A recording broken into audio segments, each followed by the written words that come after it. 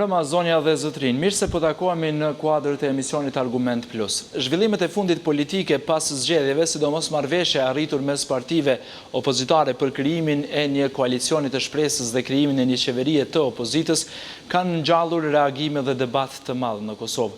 Qytetarët janë vunë në lajthitje se kush do t'i qeverisë në 4 vitet e ardhshme, ndërkohë që qëndrimet e partisë politike fituese në këto zgjedhje, Partisë Demokratike të Kosovës, dhe qëndrimet e partive të opozitës, të cilat vetëm 2 ditë më parë lidhën një koalicion të përbashkët, janë krejt të kundërta. Megjithatë, për të mësuar të gjitha detajet rreth këtyre zhvillimeve, Radio Televizioni 21 në kuadrët e emisionit Argument Plus ka nisur një cikël të intervistave me liderët e partive politike. Në këtë kuadër, sonte i ftuari im është kryetari i Këshillit Kombëtar të Nismës për Kosovën, zotri Jakub Krasniqi. Zotri Krasniqi, faleminderit që jeni këtu. Faleminderit edhe për juve. Para se të dalim tek zhvillimet që thash kanë marrë vëmendjen e gjithë qytetarëve të Kosovës, më intereson një mendimi juaj sa i përket procesit zgjedhor. Nisma për Kosovën u fut pothuajse e papërgatitur në kuptimin e konsolidimit të plot të radhëve të saj në këto zgjedhje, por megjithatë arriti të paktën deri tash nga rezultatet që dihet arriti të kaloj pragun zgjedhor. A jeni i kënaqur me këtë që keni arritur si subjekt politik apo keni pritur më shumë? Sigurisht që kemi pritur më shumë, kemi pritur që tjetë edhe një rregullsi e këtij procesi zgjedhor, pak më ndryshe se sa që ishte para gati 4 viteve, po megjithatë jemi të kënaqur me faktin se jemi do të jemi pjesë e Kuvendit të ardhshëm të Republikës Kosovës, dhe një çështje mendoj që është mjaft domethënëse për neve, Nisma edhe aty ku është zyrtarizuar si subjekt politik me vonesë, e ndonjë rast edhe aty ku s'ka arritë zyrtarizohet si subjekt politik, ka fituar votat, do thotë vota ka fituar në të gjitha komunat e Republikës Kosovës, dhe kjo është një fakt i gëzueshëm se edhe pse jemi subjekt i ri politik, jemi subjekt i shtrirë gjithandej në për Republikën e Kosovës. Po mbahen zgjedhjet e përgjithshme, zgjedhjet parlamentare pas 4 vjetësh. Në 2010 kishim zgjedhje të cilat u vlerësuan si zgjedhjet më të këqija që kanë mbajtur ndonjëherë Kosova. Ndërkohë një proces tjetër zgjedhor në vitin e kaluar, zgjedhjet lokale u vlerësuan pozitivisht dhe morën një notë të mirë nga vlerësimet ndërkombëtare dhe ato vendore. Si e vlerësoni këtë proces zgjedhor? Ishin zgjedhje demokratike ashtu siç ishte pritur? Mentaliteti që është krijuar në skenën politike në Kosovë, vërtet e ka vështirë të organizoj, të mbaj zgjedhje demokratike. Për faktin se është mirë që është vlerësuar kështu, por a është e vërteta kjo? Unë mendoj që nëse në zgjedhjet e vitit 2010 kishum edhe u cilësuar si zgjedhje ku pat vjedhje industriale të votave, e tha me bindje, edhe me bazën e shumë dhe fakteve, se këto zgjedhje nuk ka pas ndoshta vjedhje industriale, por ka pas blerje industriale të votave. Nga kush? Natyrisht nga subjekti që është më i fuqishëm, që e ka pushtetin dhe që ka përdor gjithë mekanerinë dhe gjitha institucionet e shtetit në shërbim të manipulimit të votës. Mësë është herët për të folur për blerje industriale të votës? Shiko, është herët dhe s'është herët për faktin se në rënd parë zgjedhjet nuk mund të vlerësohen vetëm në një ditë të vetëm. Tu kemi pas një proces që ka zhvilluar shumë kohë para se të zyrtarizohej fushata zgjedhore. Pra kemi pas një parafushat, dhe kjo parafushat është udhëhequr nga kryeministri i vendit, dhe kjo parafushat është bërë me buxhetin e Republikës Kosovës, është bërë me paranë publike, pastaj është thyer ligji. Ligji është ai që përcakton se kur fillon fushata zgjedhore. Fatkeqësia është që edhe shumë parti tjera politike e kanë thyer ligjin, dhe vetëm ky fakt tregon se politika në Kosovë ende nuk është e përgatitur për të respektuar ligjet në fuqi. Kjo është e para. E dyta, ne e dim pak a shumë, e kem ditur dhe e dim edhe sot fuqinë tonë politike ku e kemi pasur. Dhe fuqia jonë politike nuk ka dalur. Cila është arsyeja? Se çfarë keni pritur? Ne natyrisht e kemi pritur një numër shumë të madh të votave në Prizren. Kemi pritur një numër shumë të madh të votave në 2 komunat e Drenicës. Kemi pritur një numër shumë të madh votave në Lypjan dhe në Viti, ku e kemi pasur një organizim më të mirë, dhe në të gjitha këto vende. Realisht janë dëmtuar shumë anshmërisht. Partia politike, do të thotë që e ka pushtetin, ka përdorur frigën, ka përdorur kërcënimin, ka përdorur shantazhin, mandej ka përdorur edhe mjetet financiare për t'i blerë votat, për t'i blerë komisionerët, për t'i blerë vëzhguesit. Do të thotë gjitha këto janë defekte që i kanë përcjellur këto zgjedhje. A keni fakte për këtë që po e thoni? Ka fakte. Ka fakte që janë kërcënuar njerëz të arsimit, janë kërcënuar njerëz të gjithë punësuarit, dhe pastaj aty ku nuk ka bë punë kjo, është vepruar edhe me mjete financiare, dhe ka raste siç është zënë dhe mbahet në ndalim në fshatin Lapushnik. Por ka dhe kërcënime që kanë ardhur nga njerëzit që më spaku do duheshin ta bëshin kërcënime. Cilët njerëz? Unë po them, një kërcënim që i kanë bërë një bashkëvendasi tonë që jeton dhe punon në Suedi dhe që ka ardhur të na ndihmoj, është kërcënuar nga ish rektori i universitetit, ose është ftuar nga ish rektori i universitetit dhe është ftuar nga një profesor i Universitetit Teknik Ferhat Shala, që ka qenë pjesë e shikut të Kosovës, dhe në një formë ndryshe është kërcënuar.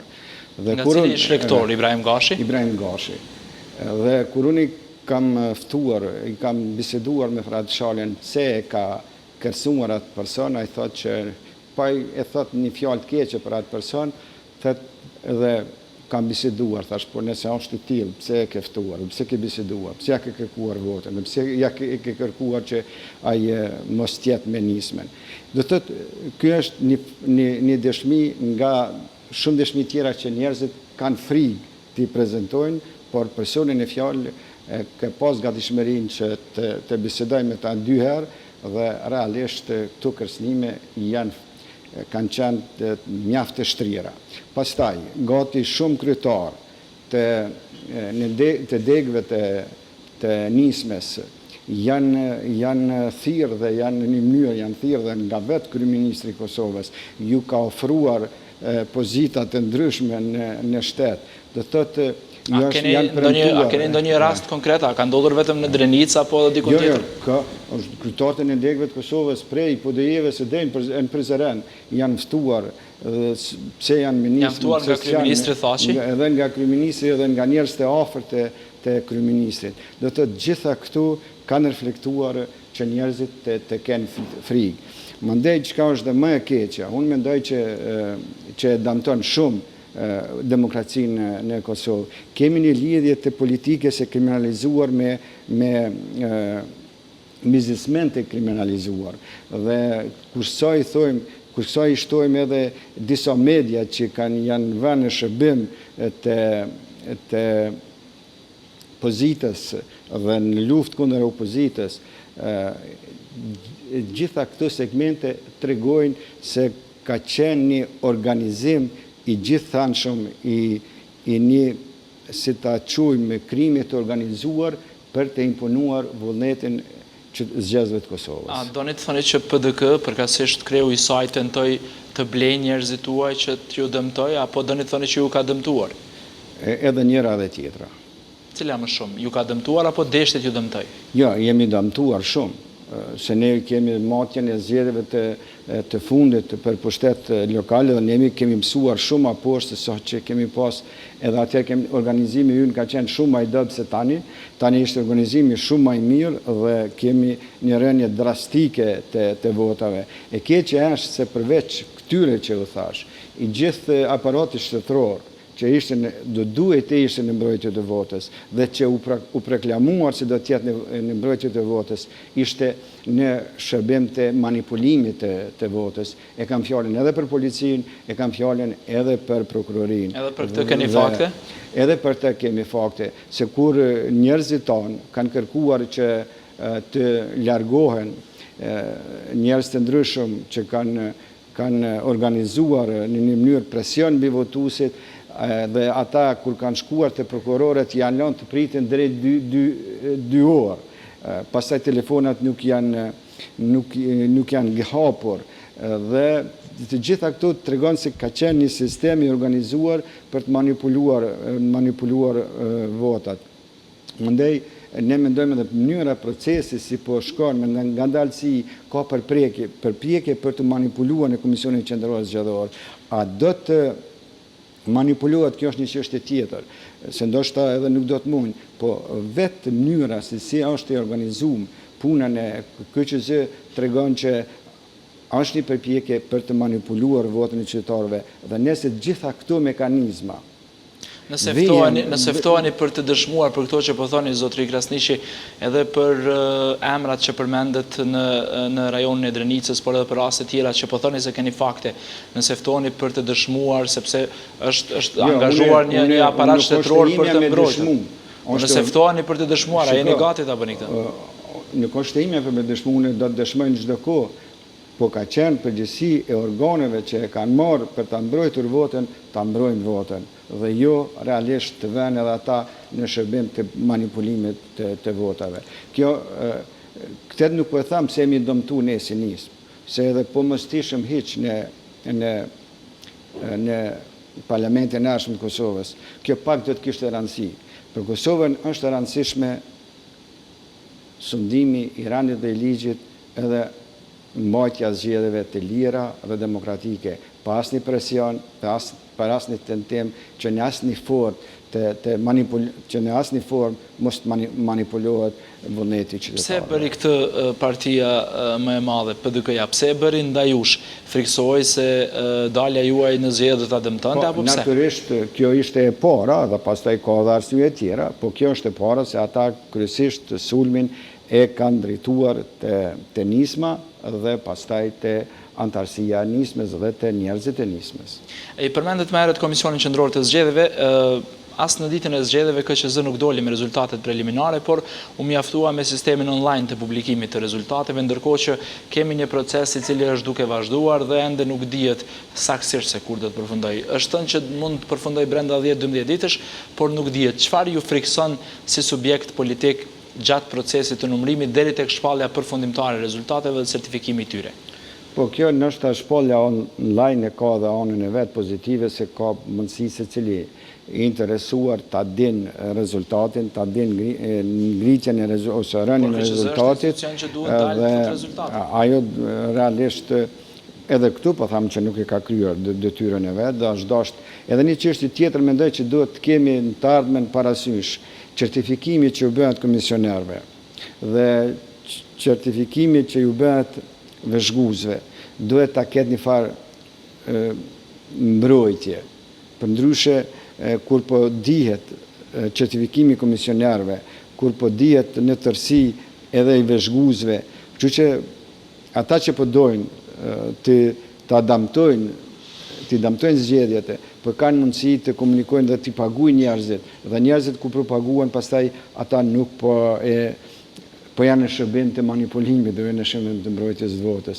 Kjo është një, si tham, pika më e dobët e organizimit të këtyre zgjedhjeve dhe e cila nëse nuk ndryshon forma, edhe ndoshta ata që do ta bëjnë reforme rashme zgjedhore do ta kenë parasysh se kjo forma se si po emërohen ose certifikohen komisionerët dhe vëzhguesit po i jep mundësi atyre që kanë parë me i blek ta njerëz. Kemi edhe 21.800, rreth 21.800 vota me kusht të cilat duhet të numërohen, kemi rreth 13.000 vota të cilat kanë ardhur përmes postës dhe rreth 1.500 vota të personave me nevojat veçanta. Ato gjitha duhet numërohen dhe natyrisht se do të ndikojnë në rezultat. Nëse nuk do të ndryshojnë shumë, do të ndikojnë në rezultat. A friksoni se mund të ketë manipulime gjatë këtij procesi dhe që nisma për Kosovën të dëmtohet, eventualisht kur të certifikohen rezultatet të mos jetë ajo që e kalon pragun? Nëse i shikojmë ato rezultate që janë dhënë, të gjitha do të thotë shumësia e votave dhe përqindja që ka nisma për Kosovën janë brenda asaj përqindje dhe nuk mund të ndryshojnë rezultatin përfundimtar të nismës për Kosovën. A friksoni nga kjo, nga manipulimet? Jo, nga manipulimet sigurisht që friksohemi, por janë numrat që është vështirë të ndryshohen. Nëse eventualisht është hipotetike, por nëse vije në situatë kur nisma do të thuhet që nuk e kaluar pragun zgjedhor, a do t'i njeni zgjedhjet, a do t'i kontestoni rezultatet?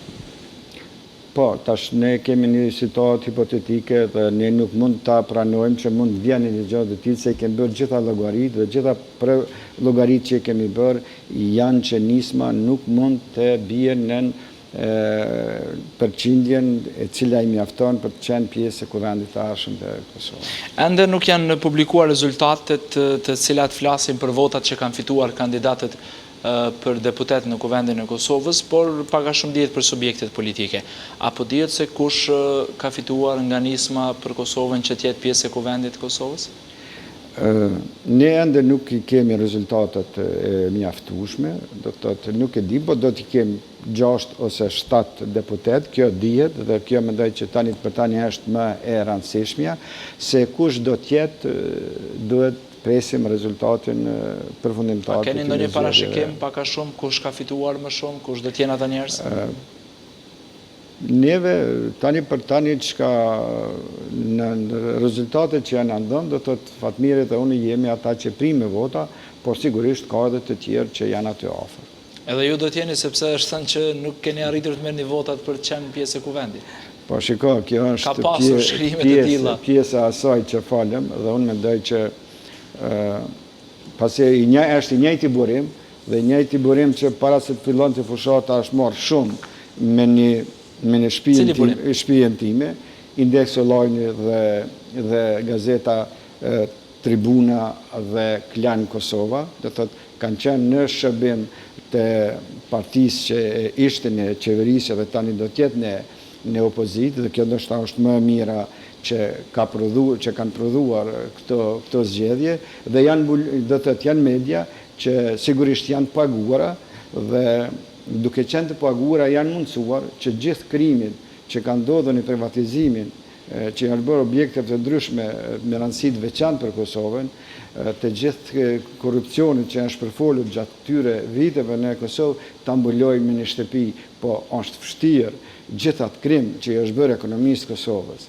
dhe gjithat korrupsion që ka ndodhur në institucionet e shtetit Kosovës të mbulohen me një shtëpi e cila fillimin e saj, e cila është ndërtuar në vitin 2001. Pse gjithë po lidhen me shtëpinë tuaj, zoti Krasniqi? Se nuk kanë tjetër sen çka thonë dhe ka kohë që po merren gjithë me. Unë me qëllim e thash këtë.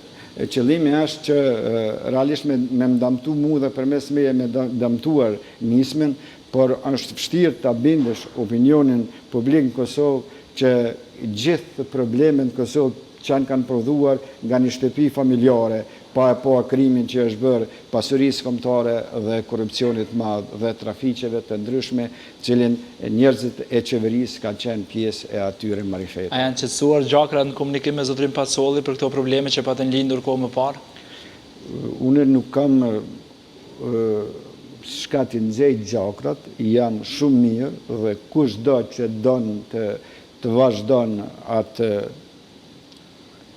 si e kanë filluar, le ta vazhdojnë, por një gjë u tham gjithë atyre, edhe medjave, edhe atyre që i kanë paguar medjat, edhe atyre që qëndrojnë prapa atyre medjave, edhe njerë po tham nuk mund të mbulojnë krimin ekonomik që ka ndodhur në Kosovë dhe korrupsionin dhe domet e shumta që janë bërë buxhetit Kosovës me një shtëpi familjare. Nuk është aktuale, por më intereson ta marr një mendim tuaj zotri Krasniqi, sepse pikërisht është zotri Pacolli që në këtë studio ka shprehur gatishmëri që qet përballë jush të flisni dhe t'i thoni gjithë ato që keni për të thënë. Dhe ju e ktheni këtë gatishmëri?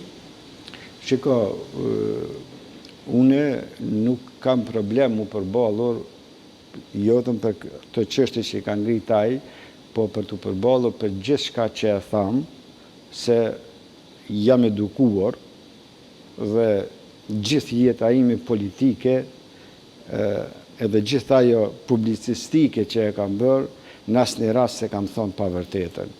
Dhe unë muj me thonë që ka diçka që nuk mund të dëshmohet, jam i vetëdijshëm edhe për këtë, jo gjithçka mund të dëshmohet, por unë pa qenë i bindur për diçka nuk flas. Çka ndodhi me shtëpinë? Kishit një pazar me zotrin Pacolli, nuk kemi dëgjuar të keni folur pas atij diskutimi. Prandaj po flasim tash, realisht ajo ka qenë një bluff që e kanë bërë ata, se kanë thënë që e shtëpi kushton miliona, ajo gjithë kushton miliona, por një shtëpi e zakonshme që ndoshta e ka një çmim tregut, por larg asaj që është vlerësuar. A keni në shitje apo vetëm? Jo, nuk keni provokuar zotrin Pacolli? Ata janë provokuar, ata e kanë thënë vlerën e saj, nuk më dash me treguar që nuk e ka atë vlerë, nëse ju mendoni se ka çat vlerë, ndo merrni. Po shtëpia nuk është në shitje. Po jo, shtëpia nuk është natyrisht.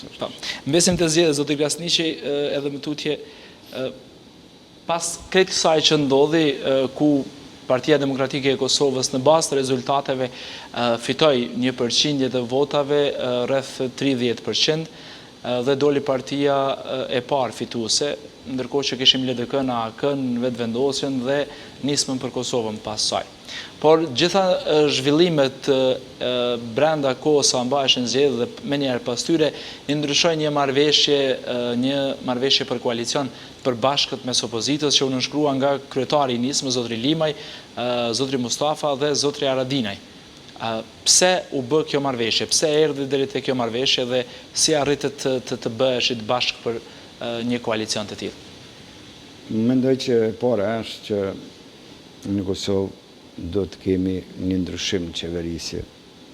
Ne kemi parë se si është qeverisur gjatë këtyre viteve Kosova. E dyta është kryetari i partisë më të madhe që ka dalë nga zgjedhjet me një koalicion partish të vogla.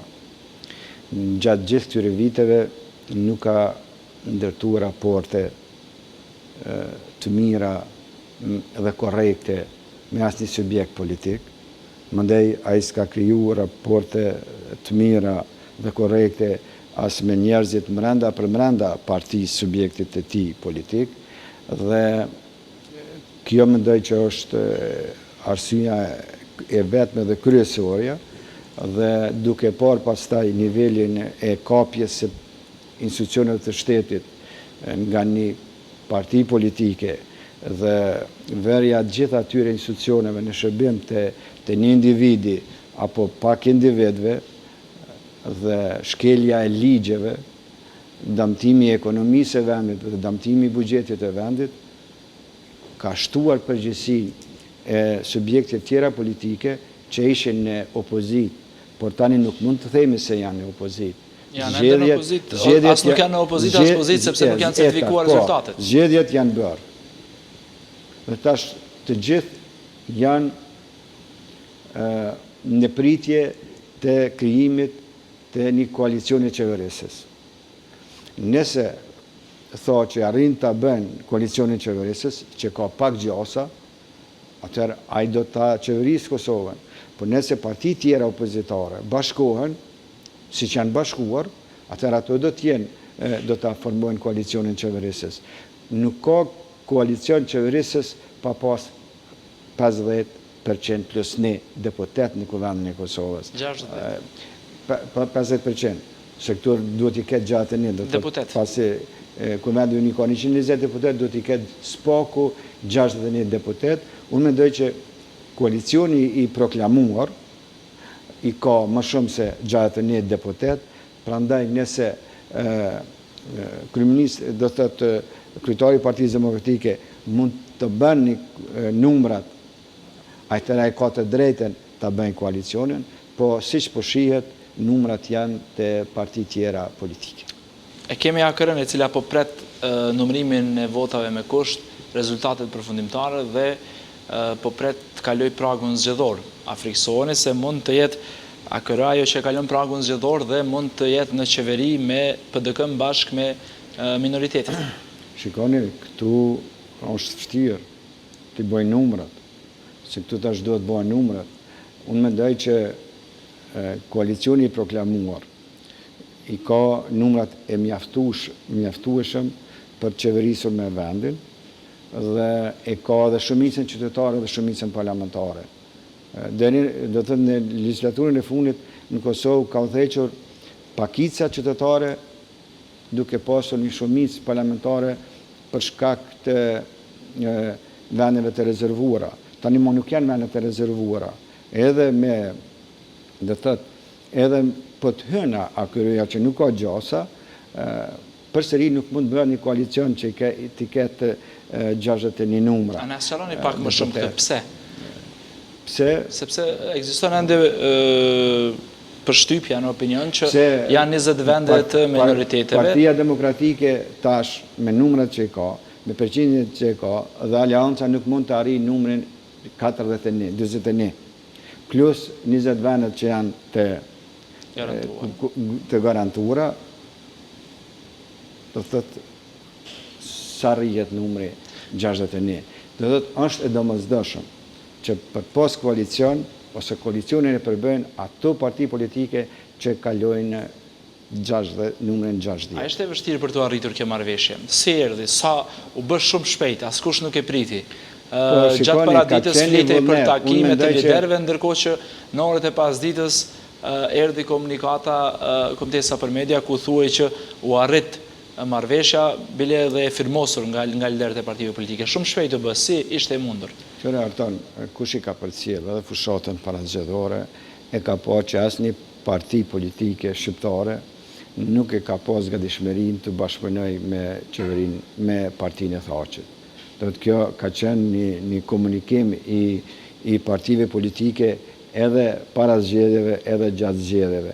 Prandaj duke e ditur se cili këtë vullnet të partive që kanë hyrë në zgjedhje, ata nuk kanë pas ndonjë problem për të krijuar për të bërë një marrëveshje dhe për të shpallur një marrëveshje ndoshta pak para kohe, po kjo është një marrëveshje që është arritur mbi bazën e rezultateve preliminare që janë dhënë nga Komisioni Qendror Zgjedhor. A ishte e vështirë?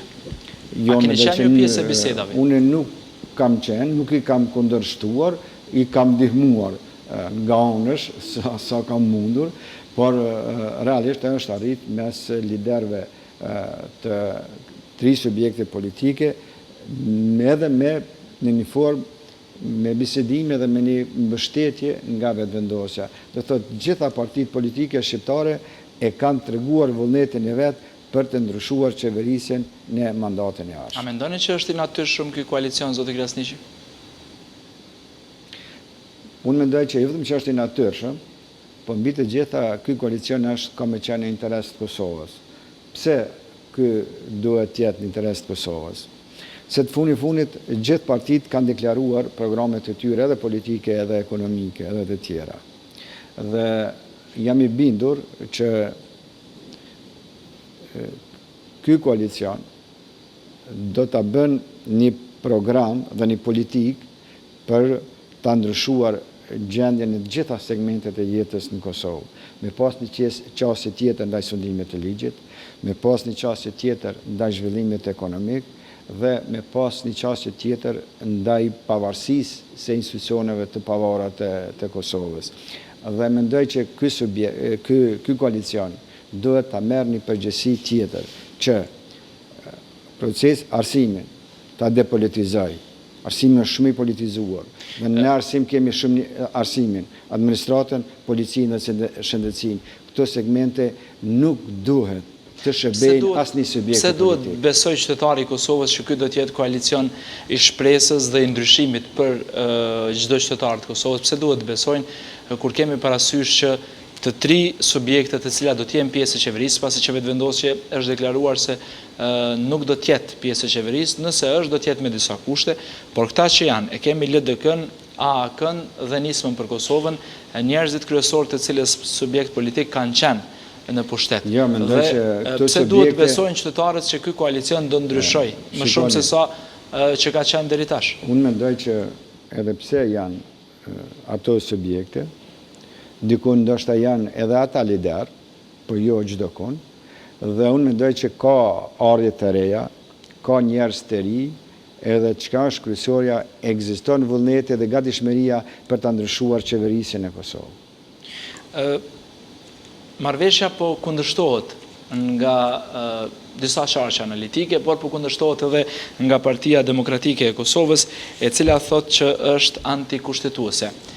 Zyrtarët e lartë të PDK-s duke u thirrur në Kushtetutën e Republikës së Kosovës, në aktin më të lartë juridik të shtetit, përkatësisht duke u thirrur në nenin 95 në pikën 4, thonë që është antikushtetuese kjo marrëveshje. Ju zoti Krasniqi keni qenë kryetari i kuvendit, jeni ballavaçuar disa herë me deputetë duke u treguar se si thot kushtetuta, çfarë thot për çështje të caktuara dhe rregulloria e kuvendit.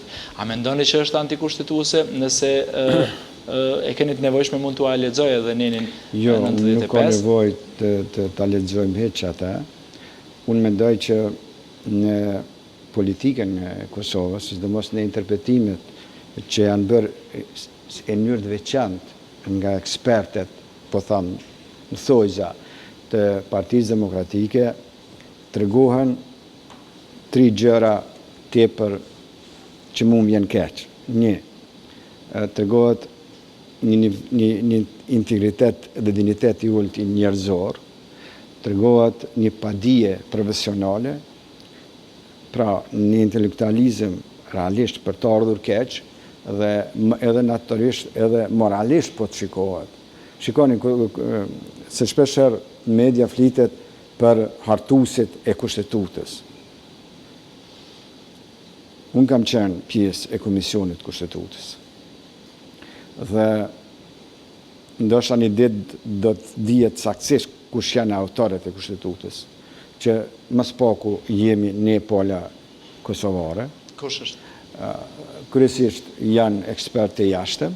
Ne kemi diskutuar për çështjet e tjera, kemi dhënë mendimet tona, kemi dhënë sugjerimet tona, dhe ato mendime, ato sugjerime janë duhet jenë në arkiven e Komisionit për Hartimin e Kushtetutës, dhe ku një ditë do të dalin këto dokumente, do të bëhen publike, do të shihet kontributi i secilit. Por po e ceki nga ekspertët tanë, asnjë nuk mund të konsiderohet dhe nuk është bab i Kushtetutës së Republikës Kosovës. A është antikushtetuese marrëveshja? Marrëveshja nuk është antikushtetuese, pse mbahen zgjedhjet dhe koalicionin qeverisës e përbën koalicioni që ka shumicën. Ky koalicion i ka shumicën. Me që nuk ka bab të Kushtetutës në Kosovë, si që thënë ju, zoti Krasniqi, më intereson një interpretimi juaj, nëse mund të bëni pikrisht për nenin 95.4, ku thuhet, nëse përbërja e propozuar e qeverisë nuk merr shumicën e votave të nevojshme, presidenti i Republikës së Kosovës brenda 10 ditësh emëron kandidatin tjetër sipas të njëjtës procedurë. Nëse asherën e dytë nuk zgjidhet qeveria, atëherë presidenti i Kosovës shpall zgjedhjet, të cilat duhet të mbahen jo më vonë se 40 ditë nga dita e shpalljes së tyre. Pikrisht tek kjo pjesa e dytë ku thuhet që emëron kandidatin tjetër me sipas njëjtës procedurë, këtu thirrën njerëzit të cilët e interpretojnë Kushtetutën. Shikoni. A i bie kjo që duhet të emërohet njeriu nga partia e dytë, nga shumica, apo rasti i dytë për partinë më të madhe? Shiko, kjo del nga e dyta, se e para së unet me bon, do të vjen e dyta. Po shiko, kjo tregohet, mund të interpretohet, unë s'dum të jam interpretues, unë jam politikan. Dhe nga Cicini politikan? Cicini politikan. Shiko, ne nuk pëndohet për herë parë në Kosovë që partia që ka marrë numrin më të madh zgjedhjeve të mbetet në opozitë. Ka shumë raste në kontinentin tonë që partitë më të mëdha kanë mbetë në opozitë. Unë po i përmend disa. Para pak vite shisha në Suedi, dhe në Suedi ka qenë në opozitë partia më e madhe socialdemokrate, për shkak se nuk ka mujt të ketë numrat me qenë në pozitë.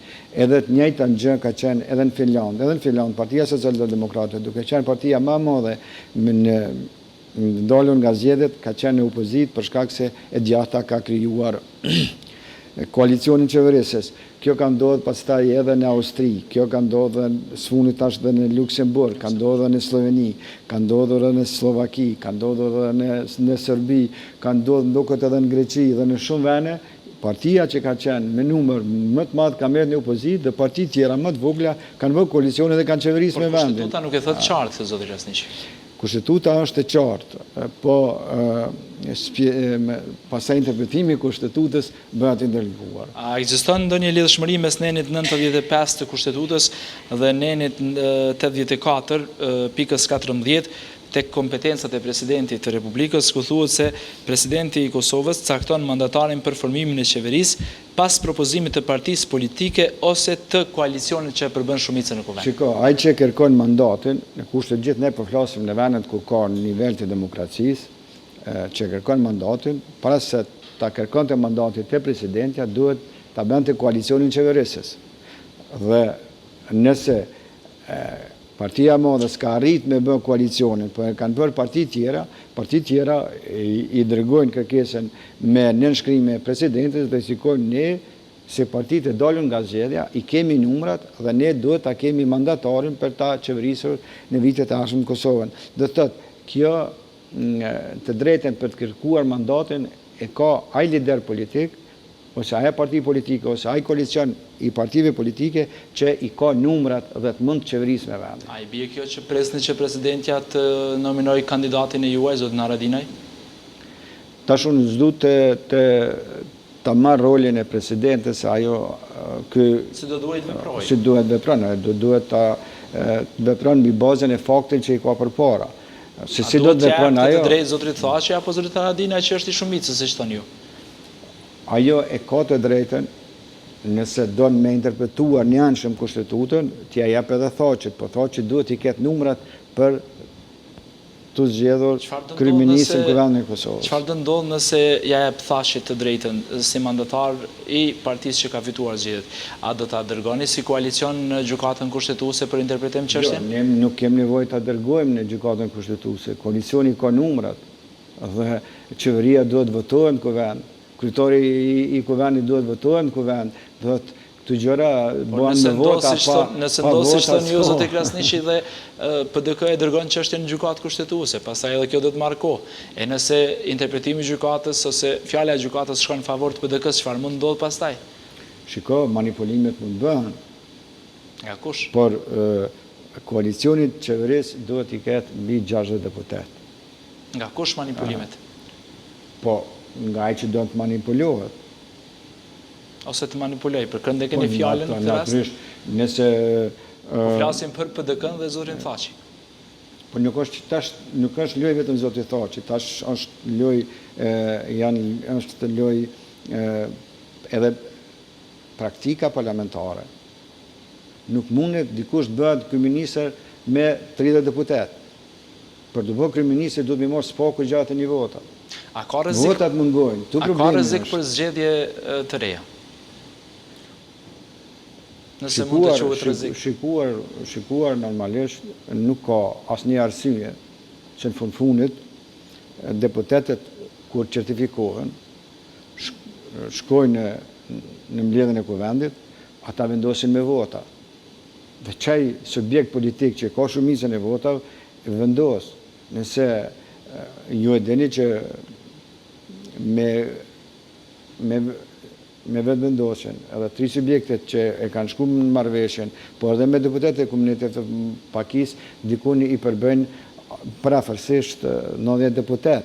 Do të është më shumë se 2/3 e kuvendit që mund të vendos për formimin e qeverisë dhe për zgjedhjen e institucioneve që duhet dalin nga kuvendi i Kosovës. Pse u nominua zotri Haradinaj për kryeministër? Po, kjo ndoshta unë nuk kam qenë pjesë e bisedimeve. Çfarë ju ka thënë zotri Limaj që ishte aty? Lidhja Demokratike, ndoshta më së miri e ka bërë këtë kryetari i Lidhjes Demokratike, i cili ka thënë që ne nuk kemi shumicë, do të nuk e morëm shumicën për të pas rolin e kryeministrit, prandaj u desh një kompromis dhe kompromisi ka prodhuar një mandatar të mundshëm, Ramush Haradinaj, kryetarin e Ju jeni Aleancës. i kënaqur me këtë personalisht? Shiko, na do të ishim të kënaqur sikur nisma të ishte partia Në këtë e situatë tretë, në cilën jemi. Në këtë situatën mendoj që është një zgjidhje e mirë për Kosovën. Kryetari i parlamentit, sipas marrëveshjes së nënshkruar, do të takojë Lidhjes Demokratike të Kosovës, ndërkohë që posti i presidentit do të takojë LDK-s në harmoni me kushtetutën, e që i bie se presidenti Ajoga ka mandat deri në vitin 2016 dhe duhet respektohet kushtetuta. Ndërkohë që nisma për Kosovën do të përfaqësohet me disa ministri që sakt nuk është thënë numri dhe me një zëvendës kryeministër. Kush do të jetë ai? Ne nuk kemi biseduar për këto çështje realisht, për faktin se duhet ta presim certifikimin e mandateve edhe të partive politike, por edhe mandateve të deputetëve, të bisedojmë. Kjo është një marrëveshje në parim që i ka bërë disa korniza, për detaje tjera sigurisht që do të bisedohet gjatë këtyre ditëve. Tani për tani ne nuk kemi biseduar për këtë. Unë nuk e kam gatishmëri për të qenë as pjesë e qeverisë, se nuk e kam shfaqur këtë asnjëherë.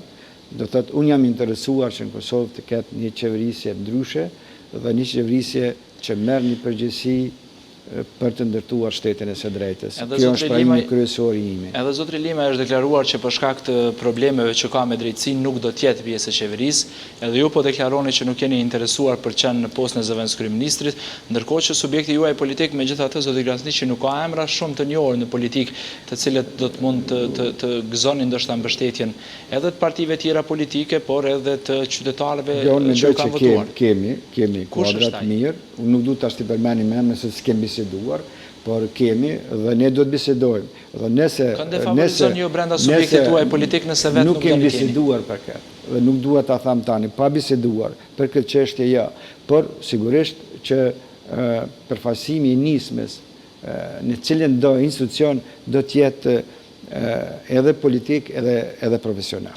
Nëse ju nuk do t'jeni, kënd keni më afër me emër?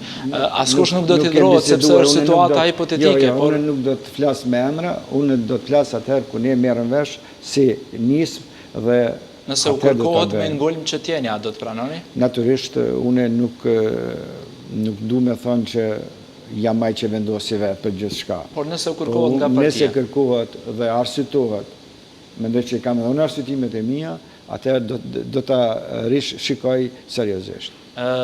Pse nuk jeni interesuar për postën e zëvendës kryeministrit? Në rand parë, unë kam një jetë bukur gjatë protokollare dhe kam një jetë mjaft gjatë në politikë dhe dëshiroj. A jeni lodhur nga politika? Jo, nuk jam lodhur nga politika jo parimore, nga politika ndër skomcave. Por tani po punoni për të vendosur politikë parimore, duhet jap një kontributin tuaj. Realisht unë në këtë drejtim, edhe pa qenë aty do ta jap kontributin tim, se e kam deklaruar që ashtu siç kam vepruar deri tani, që kam reaguar ndaj gjërave të liga, do të reagoj edhe tani atje. Kërkush ka drejt zot më merr. Edhe nëse do t'jeni në qeveri? Edhe nëse do t'jam në qeveri, edhe nëse nuk do t'jam pjesë e qeverisë, unë aty ku nuk pajtohem do t'a ngrisë zërin me kohë. A ka të drejtë, pra po i referohem kushtetutës zoti Krasniqi dhe tek pozita e kryeparlamentarit, të cilën e keni pasur në 2 mandatet e kaluara ju, në nenin 67 të kushtetutës, ata të cilët po e interpretojnë kushtetutën e Kosovës, prap po thirrën atë se kryetari i kuvendit të Kosovës sipas kushtetutës duhet t'i takoj grupit më të madh parlamentar. Po, grupet parlamentare, grupet parlamentare formohen pasi certifikohen deputetët dhe kjo nuk është ndonjë vështirësi, se mund të bashkohen, për shembull, mu bashkue Lidhja Demokratike me Aleancën për Radhimin e Kosovës se bëjnë një grup të madh, A është kjo ide brenda grupit? Po sigurisht që është. Do ta bëni? Po sigurisht që duhet bëhet, kjo është domosdoshme, derisa ata i kanë dhënë detyrat, kjo duhet bëhet, sa dhe mund bëhet, kjo është Është neni 67.2, ku thot kryetari i kuvendit propozohet nga grupi më i madh parlamentar dhe zgjedhet me shumicën e votave të gjithë deputetëve të kuvendit. Natyrisht, grupi më i madh parlamentar është shumë lehtë bëhet. Lidhja Demokratike dhe Aleanca për Adhmërinë e Kosovës, ashtu janë djathta dhe ashtu e bëjnë një grup më të madh parlamentar dhe marrin postën e Me që përmendet orientimet, çfarë ju bashkoi juve me këto partitë që nënshkruat marrëveshje? Dy gjëra na kanë bashkuar. Një, ndryshimin e përqevisjen e vendit dhe përkushtimin e ndërtimin e shtetit së drejtës. Pse jeni i bindur që nuk do të ketë qeverisje thaçi të re? Pse nuk ka aleat për të ndërtuar qeverinë së thaçi të re. A besoni që partnerët me cilët keni nënshkruar marrëveshje do ta mbajnë fjalën? Pasi që slogani juaj është ne mbajmë fjalën, ndoshta ju e mbani, por të tjerë. Ne mbajmë fjalën, po të tjerët për këtë çështje do t'i pyetni të tjerët. Por për neve ne mbajmë fjalën. Apo shihet disponimi mirë brenda atyre që kanë lidhur këtë koalicion për ta mbajtur fjalën, për të vazhduar? A ka vendosmëri, a friksoni se mund t'i tradhtoj dikush? Deri më tani ekziston një disponim shumë i mirë dhe unë besoj që ky disponim do të arrujnë ata dhe për hir të vendit, jo vetëm për hir tyre personale, por për hir të subjektit tyre politike. Unë mendoj që vendi kërkon ndryshim, vendi kërkon sundim të ligjit dhe vendi kërkon shtetin e së drejtës. Kush i ka meritat më të mëdha për këtë marrëveshje dhe koalicionin? Po ndoshta meritat më të mëdha, shikoj, është i subjektit më të madh politik, se ata kanë bërë kompromisin më të madh. Kujt, LDK-s? Dhe i LDK-s natyrisht, dhe gatishmëria e Aleancës për ta kryetarit e Aleancës për ta marrë një përgjegjësi jo të lehtë, dhe natyrisht nisma është e ka si tha meritën e vet se ka treguar gatishmërinë për të qenë pjesë. S'po e përmendni lëvizjen vetvendosje, e cila megjithatë dha mbështetje. Unë kam biseduar me lëvizjen vetvendosje dhe mendoj që sugjerimi im ka qenë që ata duhet jenë pjesë e qeverisjes dhe ata duhet i marrin përgjegjësitë e tyre dhe është në interesin e tyre dhe unë mendoj që është çështje, ata do ta marrin vendimin, por unë konsideroj që është edhe interesi i tyre, është dhe interesi i këtij procesi që edhe ata të jenë pjesë e qeverisjes. Kanë thënë që mund të jenë, nuk e kanë përjashtuar mundësinë, por me disa kushte. Kushtet e tyre janë vazhdimi i dialogut me Serbinë, por me kushtet të cilat ata i kanë për të cilat jemi të njohur gjithë. Kusht tjetër është ndalja e privatizimit të Trepçës dhe Post Telekomit të Kosovës, që është diskutuar shumë në kuvend lidhur me këto çështje.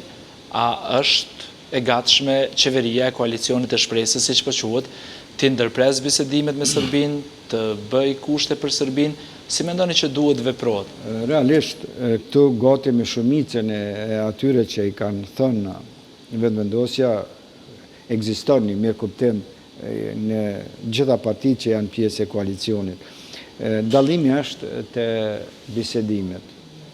Ne nuk jemi kundër bisedimeve, as kemi qenë kundër bisedimeve.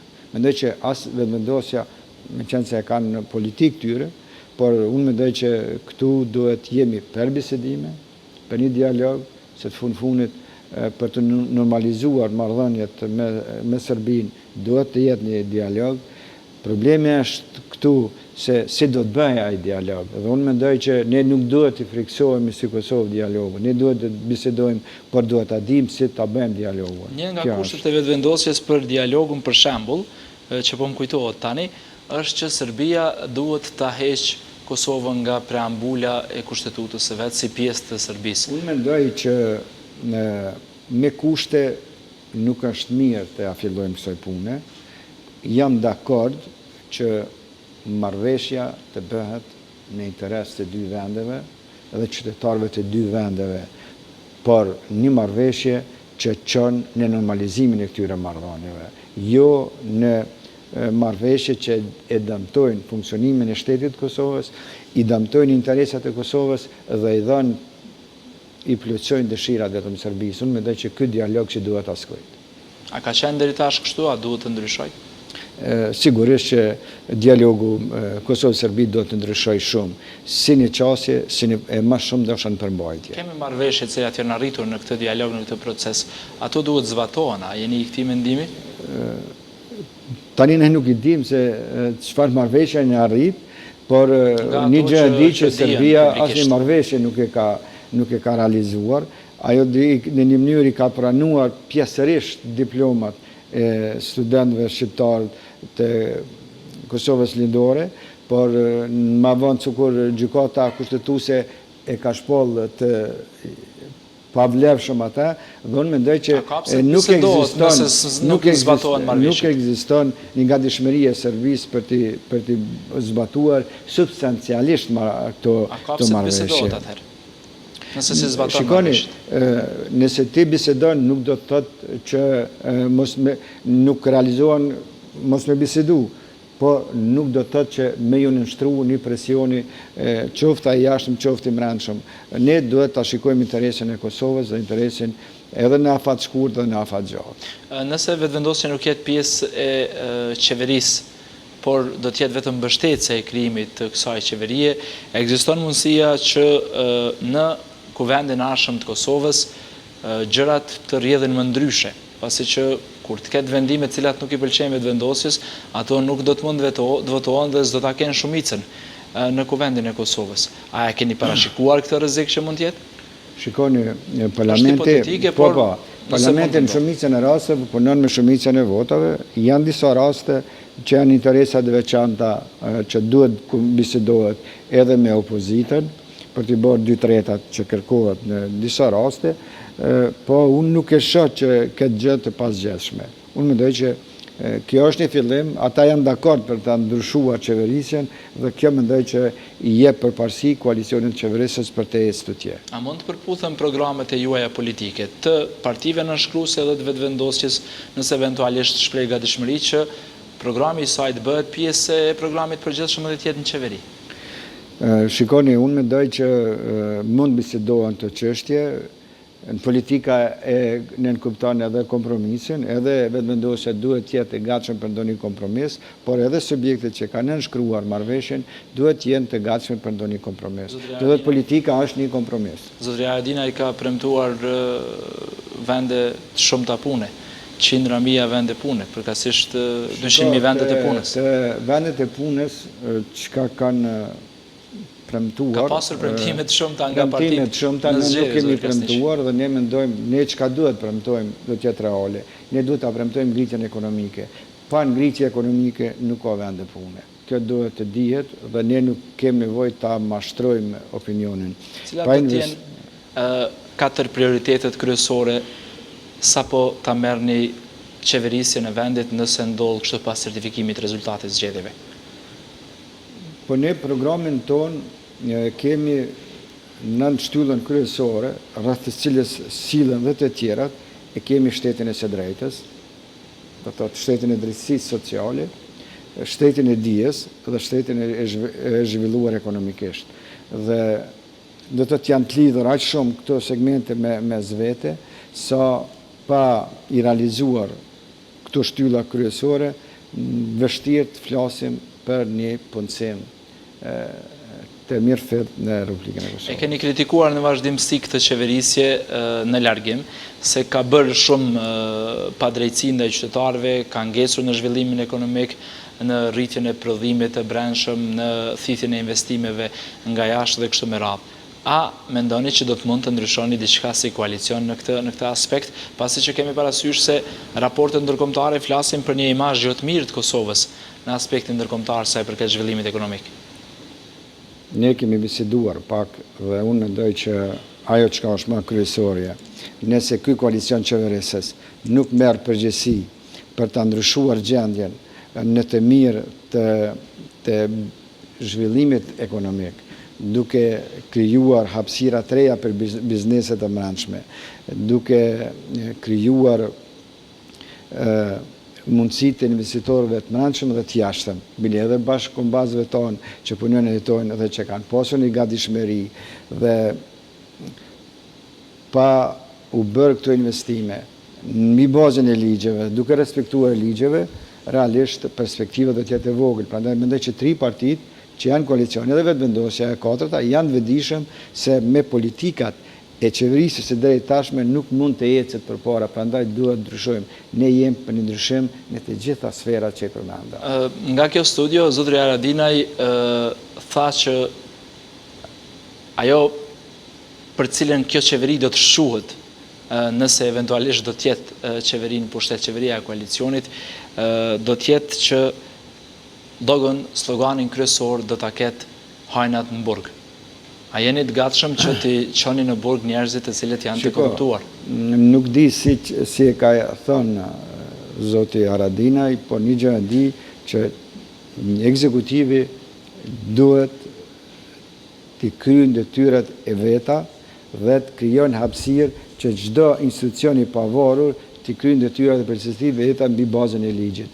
Ndjekjen e njerëzve të korruptuar apo siç i ka quajtur ai hajna, ajo është pjesë e sistemit drejtësisë. Politika qeverisë duhet të jenë kushte sistemit të drejtësisë për të ushtruar përgjegjësitë e veta dhe kompetencat e veta mbi bazën e ligjeve. Dhe nëse ata e dojnë vendin e vet, e dojnë sundimin e ligjit dhe e dojnë krijimin e shtetit të së drejtës, sistemi i drejtësisë duhet merret më seriozisht me gjithë ata që kanë keqpërdorur pozitat, që gjithë ata që kanë keqpërdorur buxhetin e Kosovës dhe të gjithë ata që i kanë bërë doma ekonomisë Kosovës në procesin e privatizimit. Qeveria duhet drejtësisë t'ia lënë duart e lira, ata duhet të bëjnë. Qeveria nuk duhet të jetë pengesë që sistemi i drejtësisë të kryejë detyrat e veta me përgjegjësi edhe sipas kushtetutës dhe ligjeve në fuqi. Zoti Krasniqi, kaq kishim kohë për këtë bisedë. Faleminderit shumë. Të shohim se si do të rrjedhin gjërat dhe në çfarë cilësie do t'ju kemi herën tjetër këtu në studio. Faleminderit shumë edhe për juve dhe natyrisht po i përshëndeti dhe shikuesit tuaj. Faleminderit shumë. Të nderuar shikues të Radio Televizionit 21, ky ishte emisioni Argument Plus, në të cilin ndoqet intervistën me kryetarin e Këshillit Kombëtar të Nismës për Kosovën, zotrin Jakub Krasniqi. Natën e mirë dhe miru takofshim në emisionet e tjera.